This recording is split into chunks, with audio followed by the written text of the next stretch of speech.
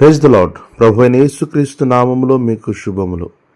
ఈ దినం కొరకైన దేవుని వాగ్దానము, నీ గంపయు పిండి పిసుకు తొట్టియు దీవించబడును. ద్వితీయోపదేశకాండం 28వ అధ్యాయం 5వ వచనం. ఇశ్రాయేలుల దైనందిన జీవితంలో గంప, పిండి పిసుకు తొట్టి ఇవి రెండు ప్రాముఖ్యమైనవి.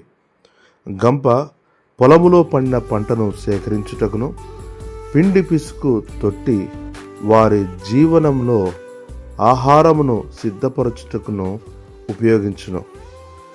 నేను వాటిని దీవించదను అని దేవుడు సెలవిస్తున్నాడు. ఇది దేవుని నమ్మకత్వమును తెలియజేయుచున్నది.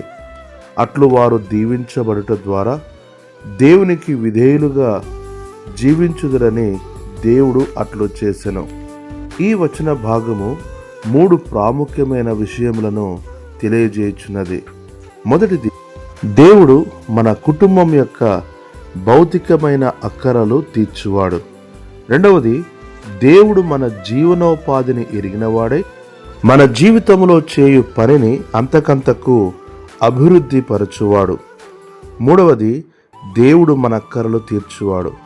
మన అనుదిన జీవితంలో మనకు ఏమి కావాలో ఆయన ఎరిగినవాడై తగిన సమయంలో సమకూర్చువాడు. కనుక వాక్యం వినుచున్న ప్రియులరా, సర్వశక్తిమంతుడైన దేవుని ఆశీర్వాదములు పొంది ఆయనకు విధేయులముగా జీవించుదుముగాక. ప్రభు కృప చూపునుగాక.